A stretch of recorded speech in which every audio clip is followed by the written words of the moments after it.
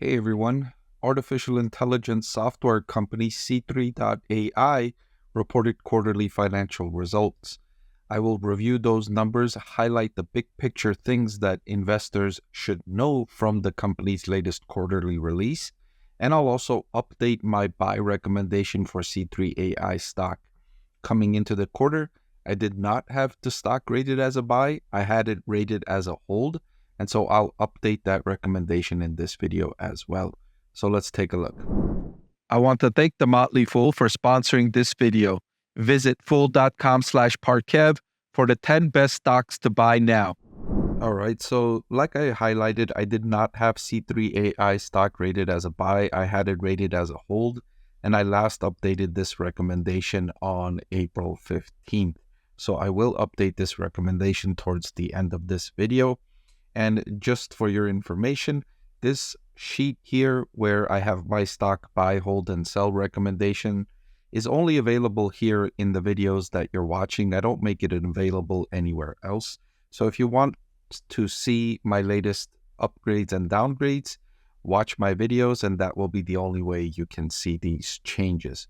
So in the latest quarter, the company reported revenue growth of 16%. And that was the fifth consecutive quarter of accelerating revenue growth. So I should say 16% revenue growth was for the full year. For the most recent quarter, they grew revenue by 20% to $86.6 million.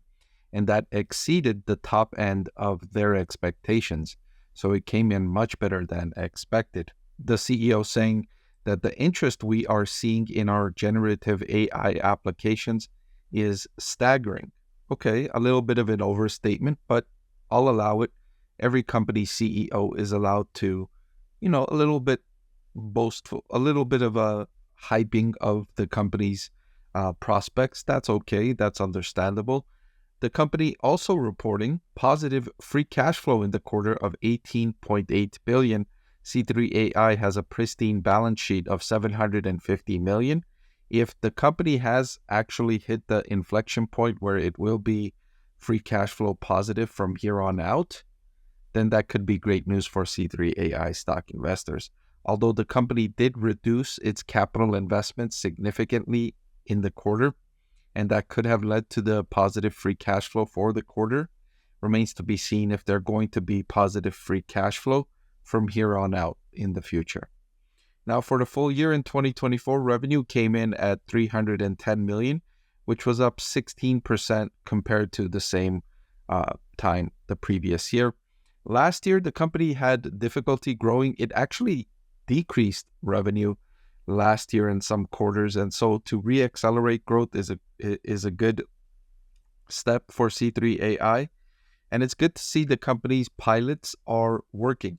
So similar to what Palantir has been doing lately with its boot camps, where it goes into businesses and tests out its AI software, and the business sees what Palantir can do, and then they sign a contract or not sign a contract.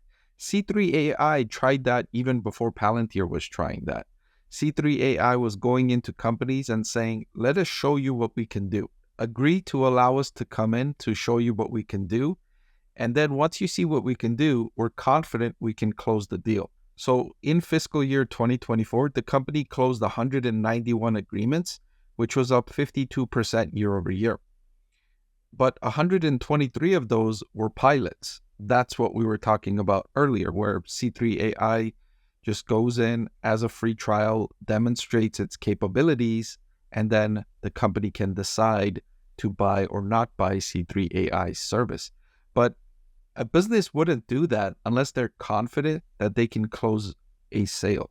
C3.ai isn't going to spend its time, its resources going into these businesses and demonstrating its capabilities unless it was confident it can close sales. And you're already seeing the results of that. The company's revenue is growing, is accelerating, and you're seeing that it's paying off. This strategy is paying off, and it's also been working for Palantir.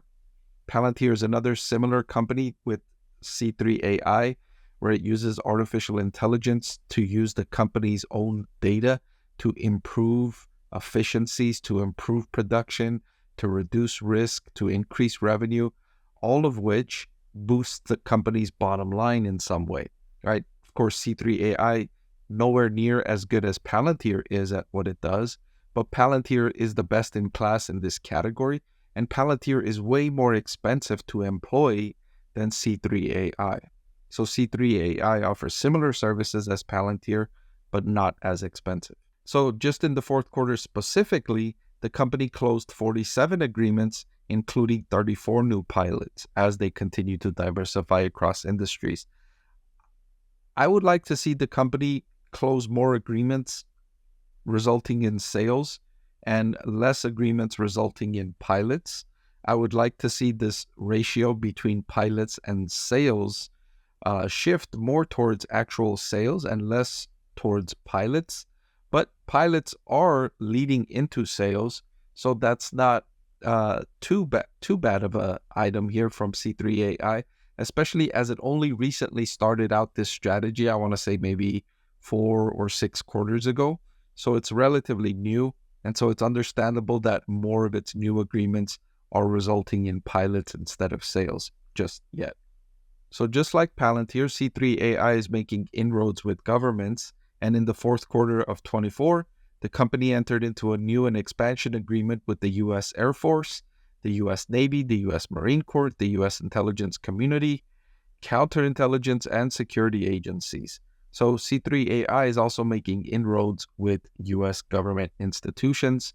Government institutions have deeper pockets than enterprises. They can afford these kinds of services more so than small and medium-sized businesses. The number of businesses that can afford this kind of service is not very large.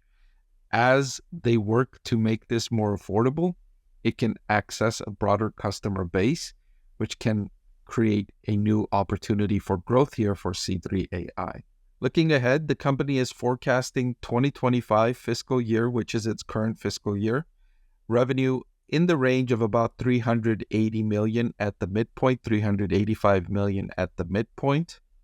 And if you compare that with the $310 million in revenue for fiscal year 2024, that's about $70 million in growth, or roughly 25% growth, less than 25% growth for the year. Not a blistering pace of growth, but not a slow rate of growth either. So the company is accelerating revenue growth, 16% in 2024. It's expecting that to be higher in 2025, so acceleration in growth. Good progress for the company here. Now, the stock is expensive, trading at a forward price to sales of 7.5. That's partly the reason why I did not have C3.ai stock rated as a buy. I had it rated as a hold. And in fact, even after reviewing these results, even though they made good progress in their strategic imperatives, the valuation is still too expensive for me to rate as a buy, so I'm keeping it rated as a hold. Before I let you go, let me tell you about the greatest deal on YouTube. With just a click of a button, you can get free financial analysis from a professor with decades of investing experience. So what are you waiting for? Hit that subscribe button, and I'll see you again soon.